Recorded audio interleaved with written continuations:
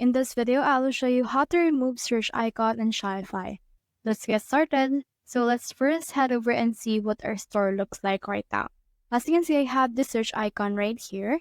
And if I want to remove that, what I can do is I can head over to my dashboard, click on these three dots, click on edit code. And then from in here, it will show me the codes that I have for this particular theme. Search in here for base, and you can see this base as CSS. So once you have clicked on it, just head down to the very bottom and then add in here a few space and then add this particular code right here.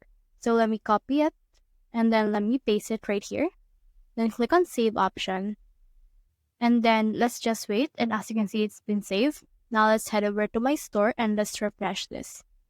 As you can see, the search icon has been hidden right now. So that's the whole process. If you have found this video helpful, simply leave a like below or subscribe because it helps reach more people. See you soon.